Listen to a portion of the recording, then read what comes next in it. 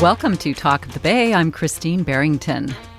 For those who have been long aware of the dangers of a warming climate, this past year has been an unfortunate confirmation of what climate scientists have been predicting for decades.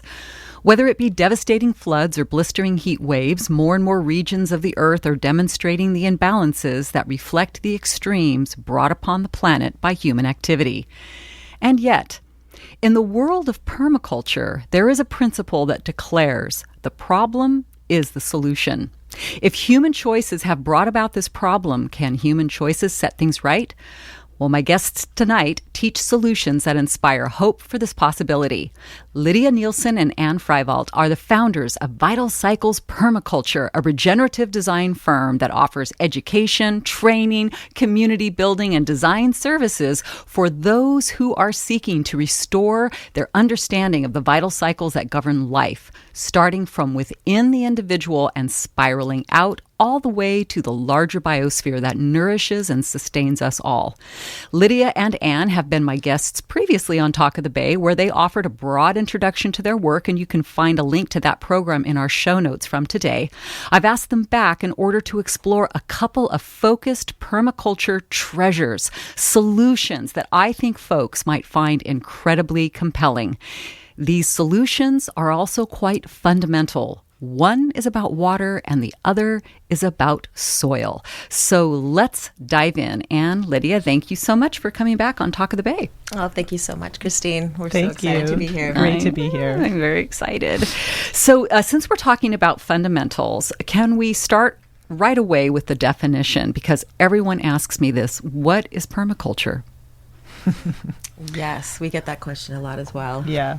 Well, so the original and inadequate answer is that the word permaculture came from the combination of permanent and agriculture, and then sort of came to mean permanent and culture. And yet that definition isn't really fitting so much anymore. We're moving beyond that right now.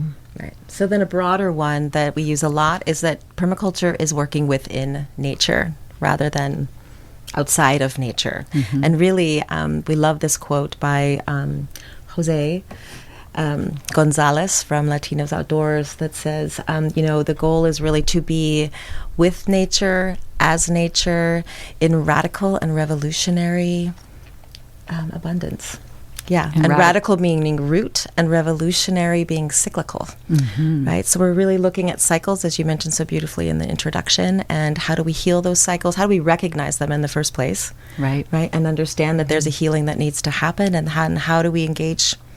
And really the best way is to observe and try to mirror, facilitate.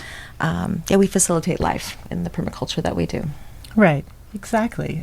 Yeah. And the idea of permanent culture or permanent agriculture is really not fitting anymore, because we can't keep permanent what we have now. That's so obvious to everybody. And it's been put out there in the, permaculture discussions that it should be impermaculture now, right? Because what we're seeking is a way to be more cyclical, more compostable, right? How do we make more ourselves adaptable and changeable, and accepting that change is the only constant, right? And that for us to really heal, we're going to go into those natural cycles of upflow and downflow, and we'll talk about that when we talk about water and soil more. And then so it is a design science, right? Yes. It's a design science that incorporates where we get our water, where we get our energy, where we get our food, what we do with our waste, how we live, how we interact, and how we interact economically. So it's meant to be very broad and incorporate all these facets of human culture and human need within the resources and challenges of the planet that we live on. And so it's really, so much about the cycling and the reuse and the getting out of this linear, having things delivered and then sending things away, but keeping it all within and returning and recycling and renewing and regenerating. Yeah, and you're doing this motion with your hands that suggests a circle, right? And I'm thinking of how when we move our hands in the circular motion, our two hands together underwater, it creates these swirls around the circle. And it's like those swirls are sort of, we're putting back into the system, you know, as we're taking out, we're putting it back in. And reciprocity, because, you know, it reminds me of Janine Banyas is the woman who developed the profession of the design, biomimicry design-based work. And she always talks about how nature is so generous, that everything nature does creates all these consequential benefits that go sort of downstream to benefit all of life. And I like to see permaculture as that we're working with the land in such a way that we're constantly creating more benefit versus just a pretty flower, a manicured lawn. So we're gonna real quick, just to that into the design science end, just to say that it's really hands-on. Right? So permaculture isn't something that, you can just read about it, you can just witness it, but what we like to do in our work is it's really about building skills, and for people to overcome this fear of like picking up a shovel and digging a hole, or knowing which plants they want to, you know, seek out in a nursery or out in nature to bring home. So it's really hands-on and really practical, and it really lights people up, and the people that we come in contact with, they just become so blown out, right? When they realize how much they can do. So you just said that word, like blown out, and you people can't, listeners, you can't see these great hand motions that are happening here. But I titled this story, you know, like mindset bombs from the world of permaculture. We've got a couple of mindset bombs to present today. And so we're going to talk a bit about water, because here in the West, everywhere water is critical. But here in the West, because we're not getting rain all the time, how we manage water is fundamentally important. And technically, there is enough to create a paradise. That's why we're all here. This place has been paradise, but through overuse and mismanagement and other potent human interventions, we're facing some very tough water choices. And while saying that, though, I want to give a shout out to the citizens of Santa Cruz, the residents of Santa Cruz, who have been practicing water conservation, and they've done this phenomenal job, which goes to show that we have power to choose actions that result in tremendous benefits. And this is precisely what you both teach, and you offer a workshop called How to Grow Water. And when I heard that, I'm like, I need to know what that is all about. How do we grow water? Well, it's easier than you might think. I love that. Yeah. And you know, before we go any further, you love to look at Lydia while you talk, because you guys are a real tight pair. So I'm going to ask you to move your chair back a little bit and adjust your mic so you can look at her a little bit while you talk. Yeah, we like to play off each other. You do. So don't look at me, look at her. Okay? There we go. Awesome. I call you the dynamic duo of permaculture. And so let's see you work your magic together. I love it. Now they're looking at each other, and we're going to go. How do you grow water? Wow. Okay, well, this question is really foundational to our whole curriculum. And we always laugh because we can't just talk about water. We have to talk about soil and plants in conjunction with water all at the same time. It's difficult to even figure out how to start, but we're starting with water. So how you grow water is really by holding the water in the landscape, in the soil, and planting plants, because it's the plants that are those mediators between the soil and the atmosphere, and they are actually taking the water from the soil, bringing it through their bodies, releasing it back into the atmosphere, and creating rain, simultaneously cooling temperatures, right? It requires heat to create that phase change from liquid to vapor. So they cool the planet and they cycle the rain. The more plants we have, the more evenly distributed our weather patterns are throughout the whole entire planet, and continent by continent and neighborhood by neighborhood. Right. And what's happening right now, because we have a drought, understandably, is that a lot of people are being advised to not water the landscape, to not water plants, to not plant plants. Due to the fires we've had in recent years, people have been actually advised to take out a lot of plants and trees, understandably so.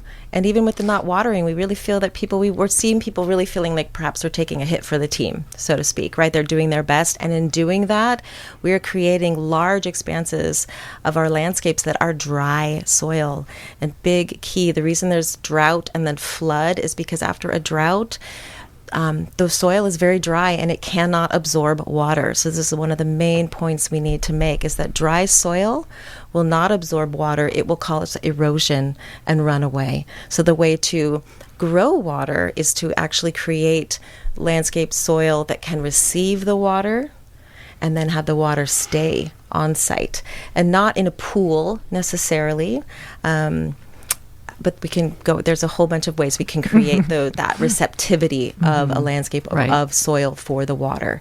And then as Lydia said, once you have that, then the plants you choose, and also understanding that, a lot of people think that when you're watering plants, that you're watering the plant. And actually what we're watering, which we'll talk about more, is we're watering the soil. Right? So that there's water, so there's air in the soil for the microbes that we want to feed and understand. Our friends, our invisible friends. Right. Yes. Exactly. So I guess that's. Well, I mean, just to emphasize what Anne said, that the water needs to be in the soil. If the water isn't in the soil, if it's in a tank, it could go from there to the soil. But really, the number one prime target here for growing more water is to get the water that comes to us to stay in the soil and then nourish the plant beings who are doing this amazing transfer for us. Right. And so we teach really simple techniques. So, like if you're starting with some super hard compacted dead mineral matter, how do you begin to open it up so that it can receive water? So we'll get more into that, but that's one of our first take-home techniques that anybody can really start with. Right. And just to say, we did teach, as you said, we taught a course, a 4-weekend skills building training in San Jose with our friend Elizabeth Sarmiento and Smart Yards Education. It was funded by Valley Water. There was a huge interest in residents of San Jose learning how to grow water there because they're impacted greatly by the heat domes, right, which are being caused by hardscape, concrete, the amount of heat rising up from that, which is causing these heat domes, which is pushing them the clouds away, right? So how do we bring that in? So really want to just commend Smart Yards Education and Valley Water over in San Jose for bringing that skills training. And we were so excited to be part of that. And the participants were amazing. They were all locals of San Jose, or most of them. And we want to just talk about the strategies that we did in that workshop, because they're really ones that anybody... Absolutely. That is why, definitely, and like the city hired you, so they must have really believed they in funded. They funded it. So they believe in what you're doing. And I want more people to hear about this because, most of us have very minimal knowledge of these principles. So please. Well, this was so fun because at the end of the 4 months, we had over 20 people who had been through at least a couple of the workshops. And there were new skills in each workshop and a lot of redundancy so that we reinforced those essential skills. But people really got to do it and then, remind each other and take it home.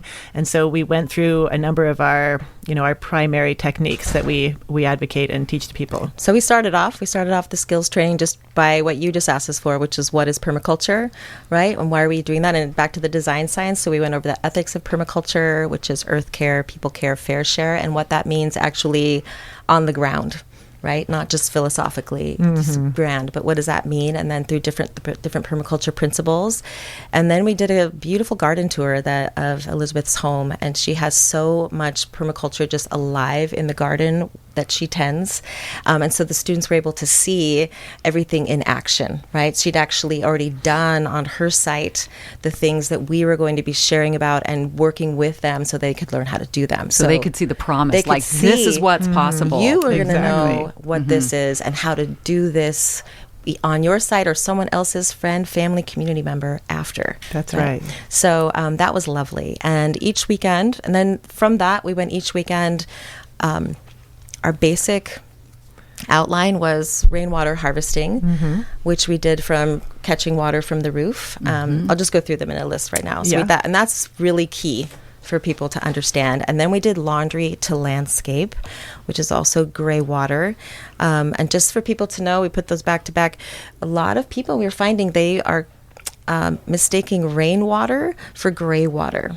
The rainwater falls from the sky, hits your roof, hopefully goes into a gutter, and then either into the tank or into the ground. And it's actually pretty clean. And in it's most actually places. pretty clean. Unless you have a brand new roof, we won't go fully. There's caveats, but there's caveats it's actually pretty good quality stuff. Yeah. Exactly. Now, gray water is also, depending on where it is, also really great quality water that's been often just very lightly used within our homes, right? And this is our laundry machine, and this is our shower water, and maybe bathroom sink waters, bathtub, right? Not black water. Just to put that in, is not your poo, and it's not coming from your kitchen sink, right? Yeah. That's black water. So again, differentiating those so that people become more familiar and can speak to it. So we did roof water harvesting, gray water, and then what do you do? What do you do with the water that falls from the sky? What do you do with the gray water that you're getting? What do you do with it? What do you do? And that is the most. I know what you do with it. What? You Tell us. shunt it to a drain and move it as quickly as possible Christine. off. Did I just? Christine, do you you're want mistaken. I get the big. Hate to correct you live on the radio, Oh. but That's not how we do it. really? We take those beautiful liquid resources and we guide them into the landscape to places where it can soak in. So sometimes we've dug a large shallow basin, or sometimes a long shallow trench, and we fill that with organic woody material, mostly wood chips, but can be any other kind of available organic prunings and things like that. The water gets to go in there, and it's just held. And we have to give it a good long time right now because so much of our soil is so damaged. It doesn't have the openings in it. It doesn't have that pore space that Anne mentioned earlier, which not only holds air for microbes to breathe, but holds water and allows this exchange of air and water. And so when you have this super compacted mineral soil, you need time. It needs a lot of time to absorb water, and it needs a lot of time to transform into soil that is more spongy. Right. So let me get this straight. So if there's a contractor listening right now, or a city inspector listening right now, and they're like, what? Like, you're supposed to get that water away from the property so it doesn't do damage. And you're saying, no, we need to keep it on the property. So you're digging these kind of trenches that you're filling with organic matter, and then that captures a certain amount of water. It captures a lot of water. So the infiltration basins, right? So it is either like, they can be large, round, up to 2 feet deep, even 4 feet, actually. Yes, it but even it depends. much shallower is even also much very shallower, effective. 6 inches can be fine. Again, it depends. That's another quote that you know from us, a little phrase. So we get them in there, and just to say, organic matter isn't like the certified organic. Just want to make sure, because not everybody knows. So organic matter, when we say that, it's just carbon-based, certified organic wood chips. Yeah, not that. It's organic matter is just things that were alive before that are a different form now. Wood chips, clippings from your garden, chunky woody things. So we put those in the infiltration basins. We call them swales. Right? If we dig them there, the average we do is about 1.5 feet wide and about 1.5 feet deep. Fill them if we have on-site resources. If there's somebody just did a big pruning or a big cutting, then we put them in there. And how long might one be? Well, again, that depends, on how far on the size of the lot, on the size of the space. Yeah. Also, how much water you might be getting. Where are the low points already? But preparing that is really amazing, and we love one of our sheroes is Dr. Christine Jones. She's a soil scientist from Australia, amazing resource around a lot of what we're going to be talking about today. And she says organic matter can hold up to 7 times its weight in water. Right? So just think about this. So if it's just dry soil and the water falls on it, it washes away, it erodes. Wow. If you have soil that, first of all, is holding water, that's better. And if you have these infiltration basins and these swales filled with organic matter, it can absorb up to 7 times its weight in water. So when we have these atmospheric rivers, when we have big torrential rainstorms, we're actually wanting that water to be absorbed. So for a lot of our clients, for a lot of our students, we really talk about increasing the water holding capacity of the garden that you tend, of the land that you tend. Organic matter. Organic matter. Yeah. Yeah. Great. Well, what we're doing is we're making a sponge. And, first we dig the little trench and we put the sponge in there, but then over time the sponge grows into the soil. The soil transforms. The carbon from the swale or the basin is incorporated into the soil by the microbes. And so the sponge grows and the whole property becomes, or the whole landscape becomes spongy and able to hold water from the little initiating seam that we provide. I'm going to make a quick comment, then we're going to go to a break. I'm just sort of seeing this like really resplendent big party for microbes, and everyone's shown up with their party gear and they're like, we're here, like because I know I have wood chips in our field, and after rains come, you start looking around in there and there's all these filaments, right, of the mycorrhizal filaments that are so beneficial. So if you got a big swale with all of that, it's putting out a call like, come and party in this yard. Yes, exactly. So we're going to take a quick break, and we'll be back with more of this wonderful, wonderful permaculture wisdom from Anne Freiwald and Lydia Nielson, the dynamic duo behind Vital Cycles Permaculture. And you are listening to Talk of the Bay on K-Squid, KSQD Santa Cruz, KSQT Prunedale. Stay with us. More to come.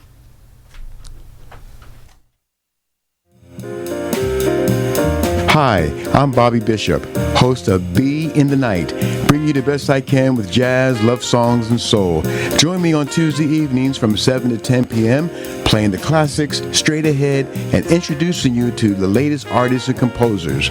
That's Tuesday nights from 7 to 10 p.m. right here on listener-supported KSQD 90.7 FM, Santa Cruz.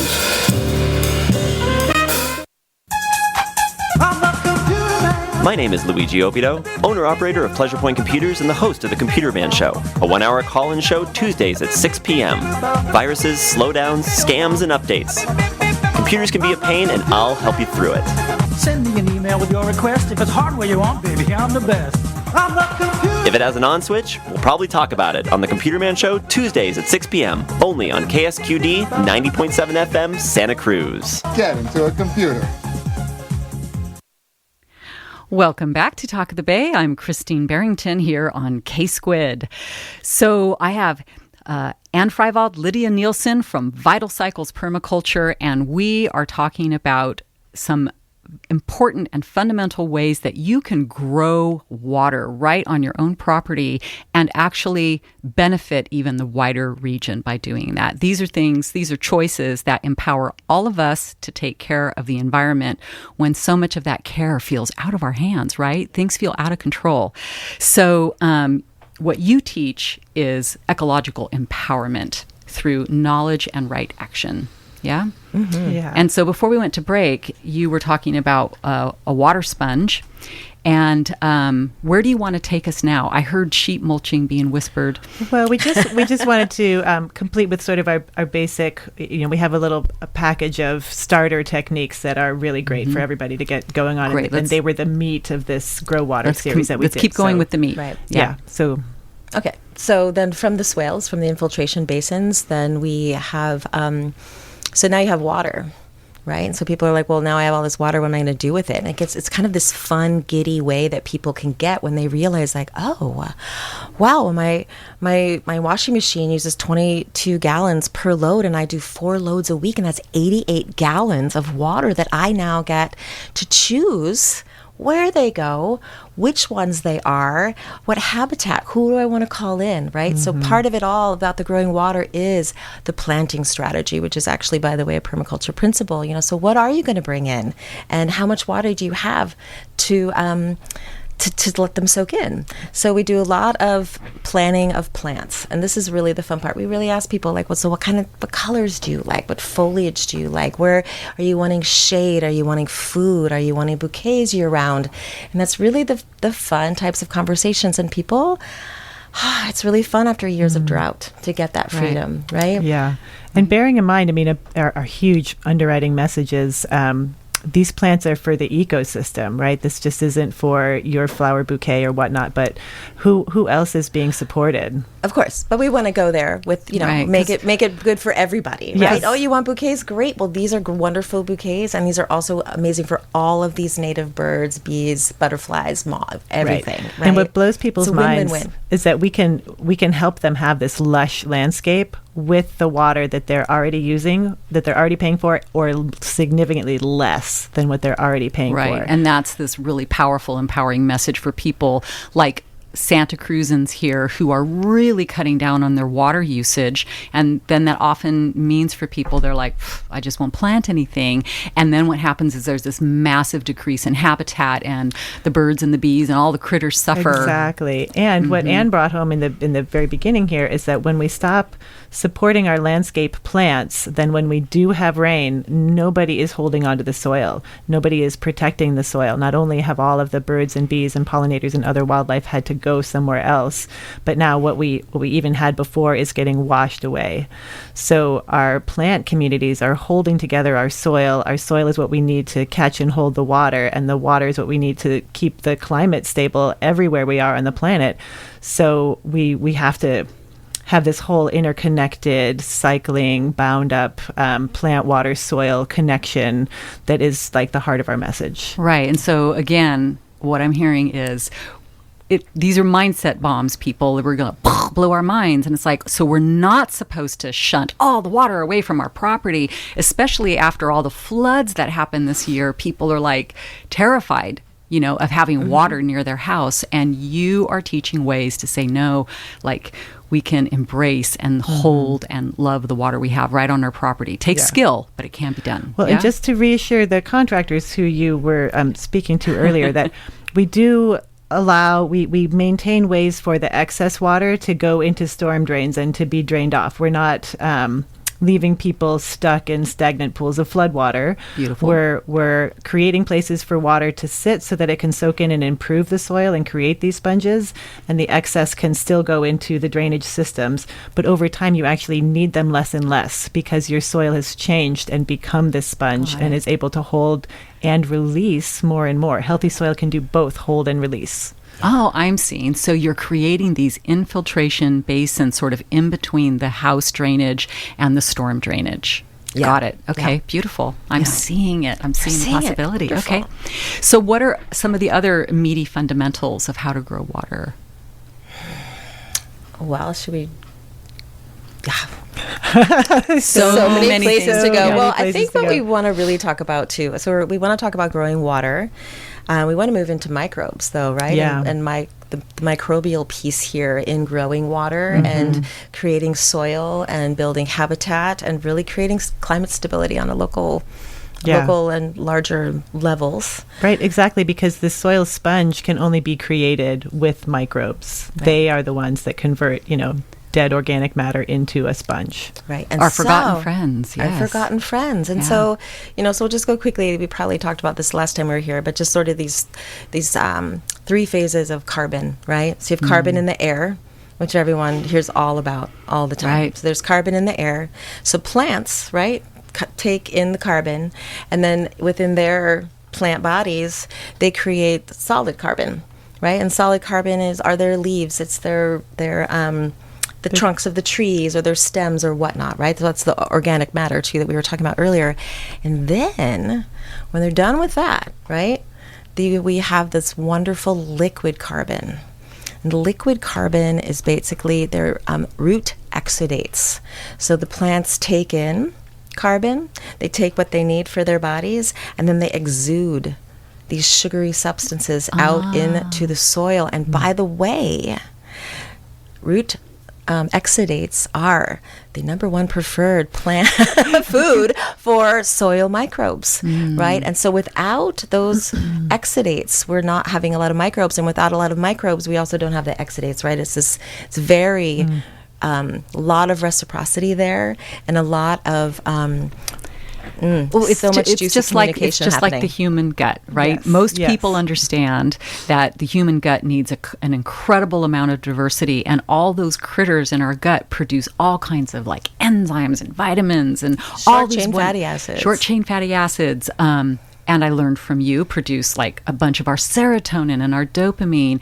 And so what I'm hearing you say is those soil exudates are kind of like probiotics for dirt. They're more like the prebiotics. The prebiotics. They're prebiotics, yeah. So liquid carbon is actually the carbon will stay in the soil exudates longer than any other form of carbon underground. Super stable. Not in the atmosphere. Not in the atmosphere. So what we want to be doing, everyone's talking about getting carbon out of the atmosphere, and there actually, by the way, there are so many other ways to contribute positively to stabilizing our climate. But these soil exudates, they're magic.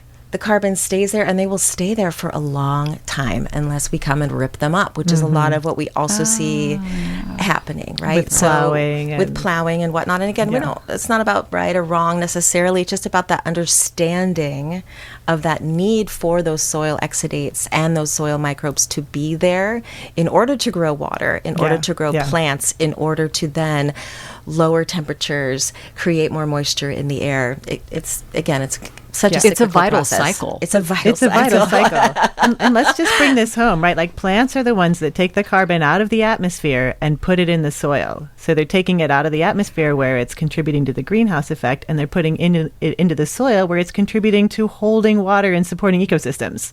Yeah, it's incredible. Like that most of us just don't. Well, I never knew this until I heard this from the two of you, but we know that it pulls it out of the atmosphere and plants release then oxygen.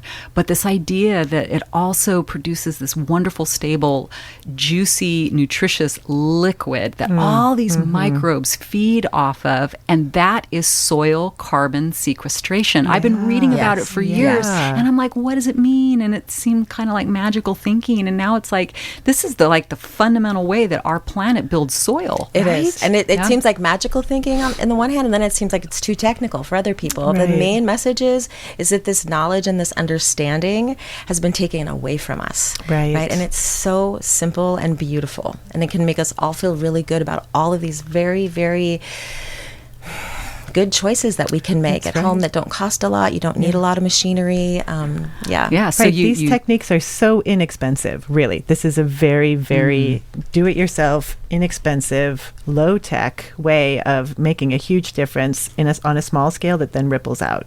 Right, because one thing I've heard is that if you replace just the area of 6 car spaces, right? So just a size of a tennis court, that can have a significant effect in sort of seeding water into the atmosphere, right? So I'm sure the people of Phoenix would be like, yes, let's rip out some of these parking spaces, right? Just these small areas can really impact the local atmosphere. Exactly. Well, there's a huge move to be increasing the amount of urban canopy or tree cover in cities. This has been recognized over the last couple of decades as we have more and more heat waves. And so taking unused space and turning it into little tiny forests is actually being employed worldwide. And there's a really handy book called The Mini Forest Revolution by Hannah Lewis, based on the work of a Japanese man named Miyawaki, who really pioneered the particular complexity and preparation required to, set these forests up so that in 10 years, they've got the ecological service or the ecological import and support as a 100-year-old forest.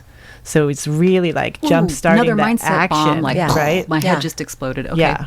Right, because people think that it's impossible. People think they're not going to see that kind of change in their lifetimes. Right. And yet, no, but actually we can. Yeah, there was do that together. There was a great article in The Guardian by Rebecca Solnit, and she was, did you read that? She was talking about how people have gone from climate deniers and just arced over to climate doomers. And these are principles that show us that we are very empowered, right? There's a lot more that we can do. And so we keep that water on the land and then perhaps plant plants that don't need as much water. And then that seeds more water in the atmosphere, and we create these feedback loops, right, that are beneficial. Yeah, and the side benefits, like you mentioned in the introduction, right, of these mini forests, like tons and tons of birds come, tons of insects, butterflies, beetles, bees, flies, all different kinds of pollinators, underground insects, all these different little invertebrates. And then you start getting, more complex mammals and different things like that in these very small areas.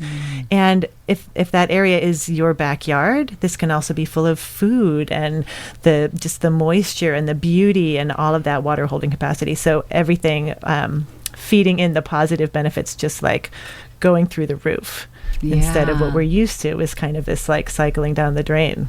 Right. And we can do that right in our own little yards. Yeah. I love hearing solutions that we can just enact without any major permissions or a huge budget, like you were saying. Yeah. And some people might be thinking, well, wait, you didn't actually say how to grow water, maybe, right? We gave all these little strategies, but I'll just use the garden that I tend, right, at my home. You know, it's a 1/4 acre, and we have multiple of the swales and berms, these infiltration basins. I barely ever, after 3 years, have to water at all. Really? And it's year-round green and beautiful. And when it does rain, I have a neighbor on the one side, it's all pavement, right? And you can just see the water evaporating off within 20 minutes, right? In the garden that I tend, that it's moist. You can see the moisture in the air for hours, right? Because it's not all just evaporating off, right? It's staying on site, and it's beautifully stabilizing that little microclimate right there in that particular garden. And during the winter, after all those weeks of rain, just walking through the garden that Anne tends, you could feel your feet had this give. It was like walking on a bed of moss. Like it was peat all, moss. it's spongy, like literal. It's not a metaphor. It's like a literal sponge. And it's holding that 7 times its own weight of water with all that organic matter. We even had we tried to take a picture of it. There was a little coffee table outside after the first rain, and you could literally see how much the soil had plumped up from the rain.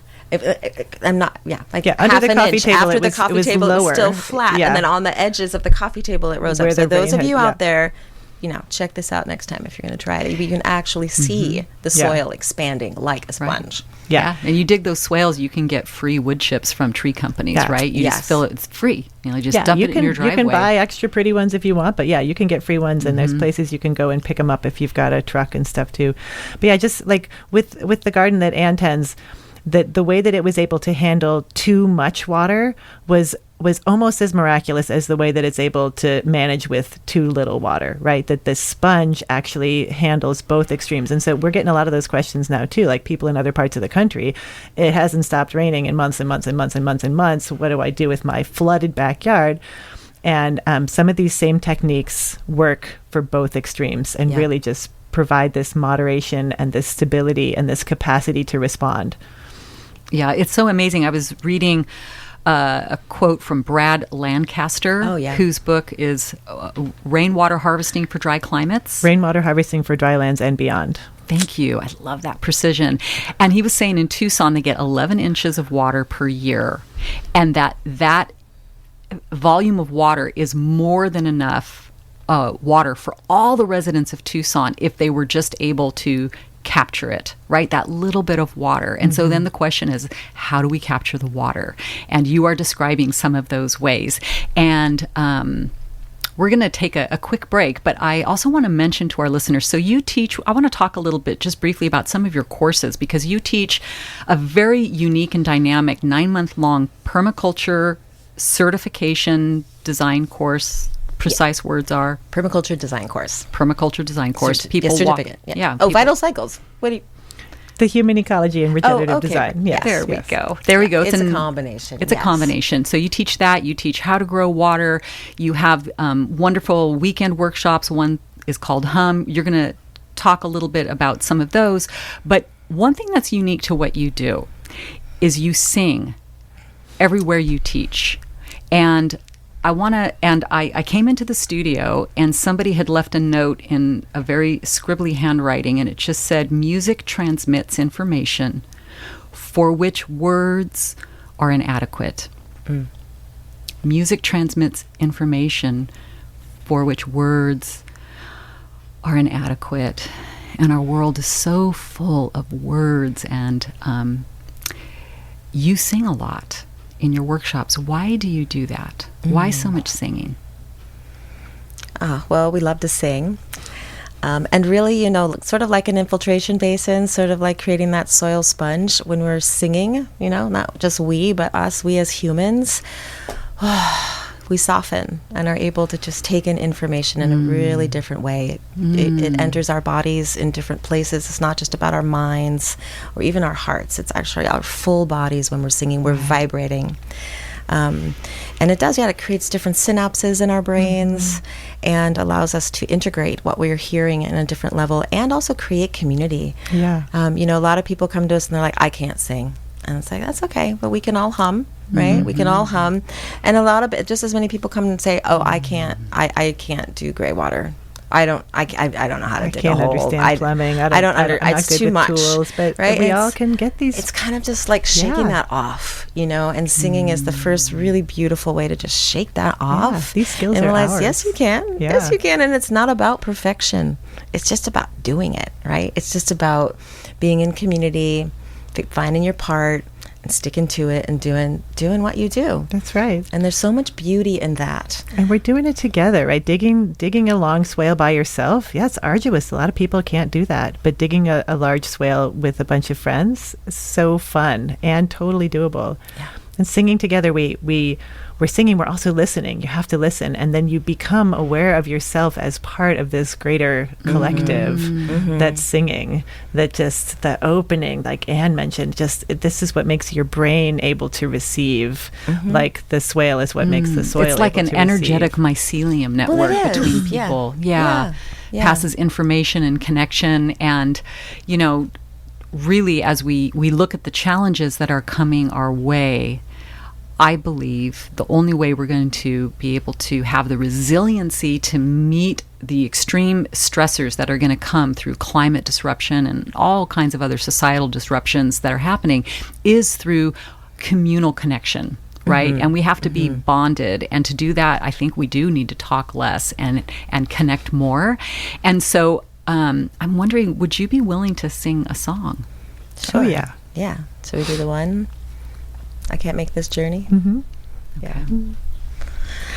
I can't make this journey by myself.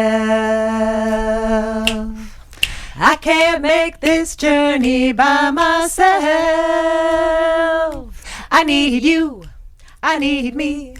And with love we'll be in community. Boom, boom, boom. I can't make this journey by myself. Jazz hands.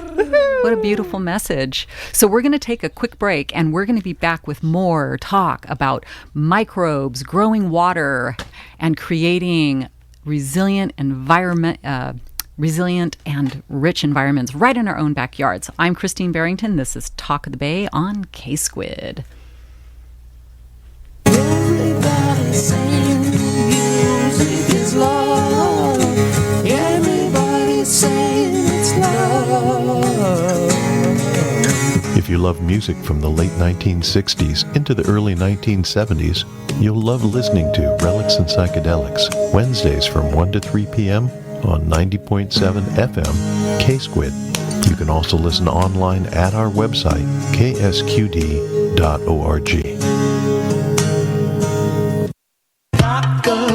Ain't there nothing I can think of said.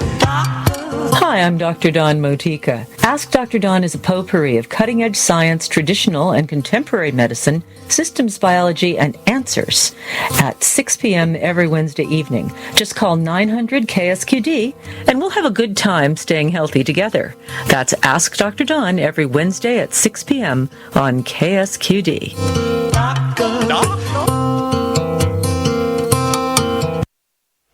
Welcome back to Talk of the Bay. I'm Christine Barrington, and my guests are Anne Freiwald and Lydia Nielson of Vital Cycles Permaculture. And we've been talking about permaculture mindset bombs that can help us, empower us to change our environment one choice at a time, right in our own backyards. And so we were talking about these sexy soil exudates, these amazing like liquid carbon ooze that happens at the roots of plants and helps build soil. There's so much to it. Why is it important that we really get this into our hearts and souls and understand why it's important to have a lot of roots in the ground? Well, Anne said plant root exudates are the number one preferred food source of soil microbes. And, I remember being taught in college that that they just ate like dead stuff, right? Like mulch, which is awesome and super important. But plants are actually giving them this like beautiful nectar, and kind of begs the question, like, why are the plants taking this precious carbon that they pulled out of the atmosphere and converted via photosynthesis into long carbon sugary chains? Like, why are they excluding it out their roots? Well, yeah, they're doing it for the better of the entire ecosystem, but they're actually really doing it because through those microbes, the exact exudates that they are putting out are drawing in the microbes that they need to get something that they need, whether it's nitrogen, whether it's some other type of mineral, whatnot. Could be a natural antibiotic. It could be a natural antibiotic. Immune system supporting enzymes or something like that. It's vast array of compounds that they could be getting. That they could be doing. And so we don't have time to go into it today, but I know one thing we all find very exciting is this idea of quorum sensing, which we were introduced to again by the amazing Dr. Christine Jones. And quorum sensing is density-dependent coordinated behavior among microbes. So we're talking interspecies communication and coordination underground. Yeah. And this is the mind shift balm. We like to be the BALM as well as the balm, but it is that balm, right? To understand that we are feeding the soil, we're feeding the microbes in order to grow the water. I mean, it's just shifting all of the ways that we see it. Yeah. So quorum sensing, again, so it's density-dependent coordinated behavior among microbes. And so it's not like, this bacteria of the same species and that bacteria. It's different species of bacteria, of fungi, of viruses, all of that underneath. Think about it, right? It's a riot. It's a riot. It's like, whoo, but a coordinated riot, this beautiful, and that's what we need. And Dr. Christine Jones would say, we were at a workshop about 6-7 years ago with her and this man, Jerry Gillespie, and he, there was cattle ranchers and farmers and Permi people, it was an awesome mix of people. And she Really gets up diverse. there and she tells us how we need to just basically throw away our fertilizer. We don't ever need to buy nitrogen fertilizer ever again. And everybody's jaws dropped, right? Everybody, because people are like, what? Well, I mean, people have been talking about that wars are going to be fought over this. Yes. Yeah. Yes. And so her point is through quorum sensing. And, if you want to hear more about quorum sensing, come see us one of our workshops, which we'll talk about very shortly. Yes. Or look up Dr. Christine Jones. Where was I going with the diversity and the diversity. So what she said to all of us was, all this idea of cover crop, right? To help bring the nitrogen and to bring the nitrogen, do that all later. How many of you use 1 different, 2 different, 5, 10 different types of cover crop seeds? She advocates for 60. Yeah. 60 different types of cover crop seeds. So for those of you who grow on large pieces of property, you know what we're talking about here. That's immense and so beautiful. Just think, and think of all the different diversity of microbes in the soil that are grown with a diversity of cover crops. That means that those soil exudates are all different depending on the plant that is photosynthesizing and creating those exudates. 60 different nuances of soil exudate, carbon-based, yummy, luscious, delicious soil exudate, calling in all the vast array of microbes that feed on that carbon. And just to that end, too, think about the resiliency of soil, of plants diversity grown in that type. Yeah. Yes, diversity equals resilience. So that if there is one plague, one virus, something that comes in that isn't good,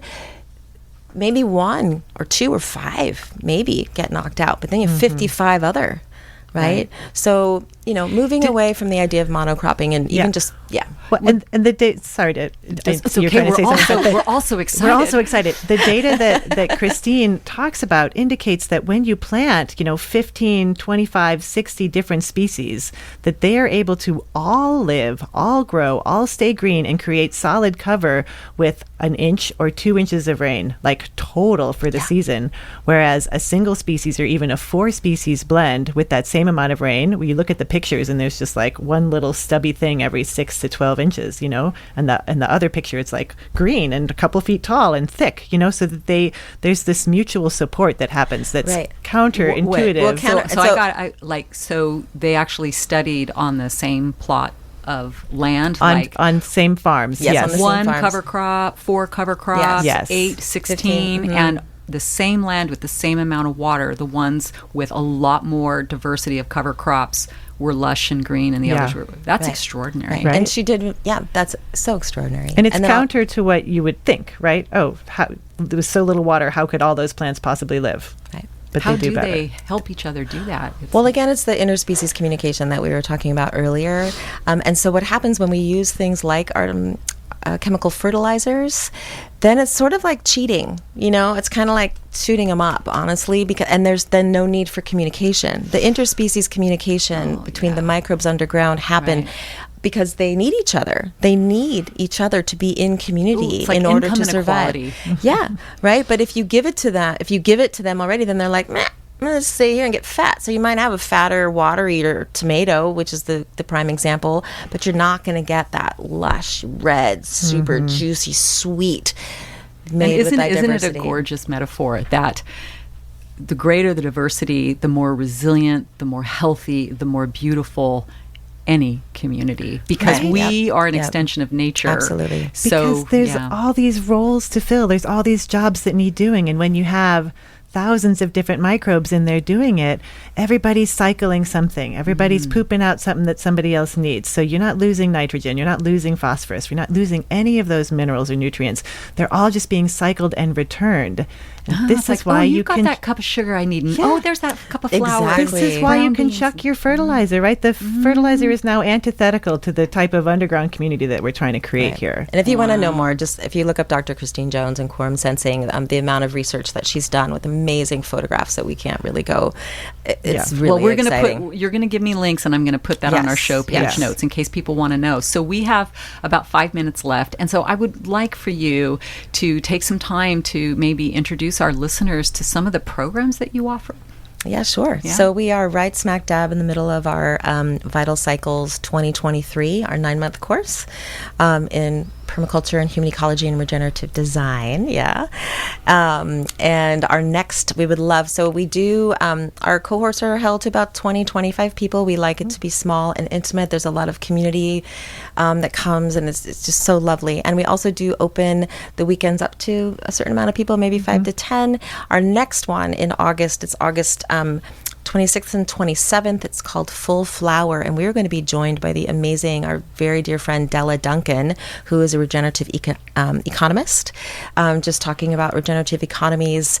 We're going to be talking more about everything we've already talked about today. So that's open. You can find more information about that particular August workshop on our website at vitalcyclespermaculture.com. Just a little teaser. It's like, how do you apply all of this diversity stuff and this, slowing it down and letting it sink in to economics? Right. And if you all think you know what it is, she blew our minds with the first time we heard her talking about Della Duncan, who of the London School of Economics, a highly trained and qualified and absolutely brilliant human being. Yes. And to that end, I'll just say the next one, you do our next. Yeah. She also is our co-creator of our HUM retreats that we do a couple times a year. And this is our favorite.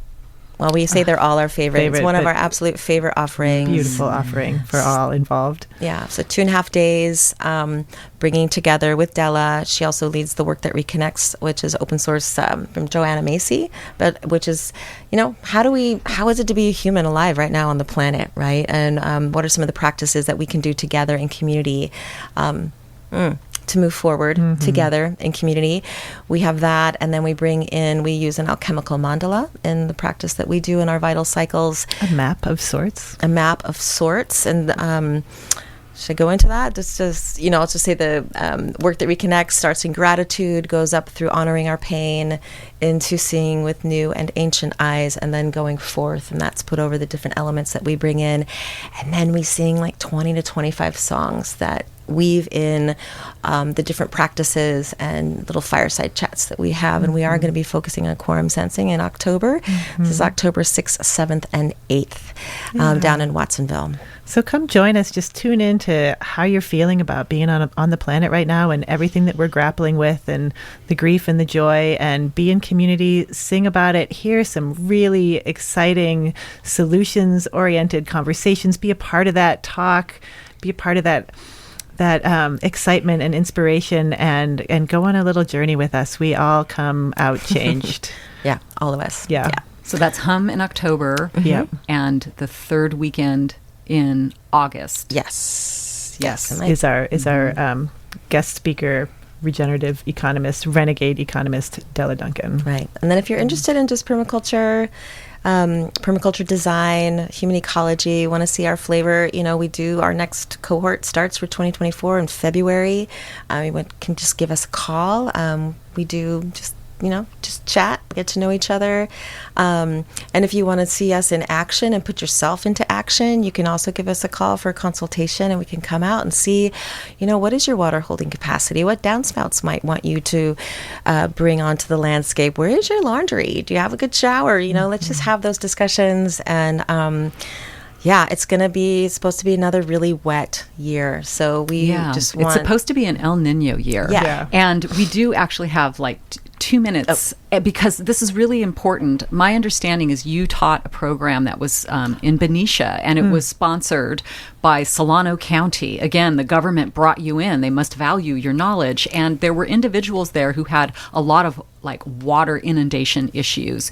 And you proposed some solutions that, in my memory, some folks were like, no, we're not going to do it. But this one man did it and kind of blew everybody's minds. Right. Yeah. Well, we had a couple of students who live in Sassoon. And Sassoon is right on the marsh there. And so they're experiencing some of the effects of sea level rise and a lot more flooding during storms, especially in the winter that we just had. And so the designer of their landscape had been through our previous course. So everybody's double stacking and we now. Mentored with him really as well. Awesome. And we mentored with him. And he had designed these deep, extra deep pits that they then filled with wood chips in order to be able to receive heavy floodwater and give it somewhere to go. And sure enough, during those winter storms, we got pictures of their front yard and then pictures of the neighbors. And the neighbors, you can see almost no plant growth, very little mulch, very hard compact soil, and then standing water. And the front yard that had the infiltration basins and the heavy wood chipping and all of the plantings, it was just this beautiful, lush, wet plants, green and growing and looking great. And it was extremely and no standing remarkable water. And no standing water. Yeah. Yeah. And, Okay. Yeah. All right, so we are going into an El Nino winter that some meteorologists fear could be much worse than what we even had this past year, which was a La Nina year. It was supposed to be cool and dry. So if people want to plan and they're like, I remember what happened last year, we barely made it through, they could contact you and strategize about how they could prepare for storm water. Yeah, because there are nuances to the techniques. The things you do on flat ground in town are quite different than what you would do on a slope up in the mountains, and so you definitely want to educate yourself before you dive in with the shovel, or anything bigger, or heavy machinery. Right. But it's not hard, and it is fun. And the learning journey, once you jump on, you'll just want to keep going. Yeah. Perfect. That's a beautiful place to end. Thank you so much, Anne and Lydia, for joining me again on Talk of the Bay. You bring knowledge and empowerment to people all over the state, and with happy results. So, Vital Cycles, people, there will be show notes on a page at ksqd.org. This is Talk of the Bay. I'm Christine Barrington.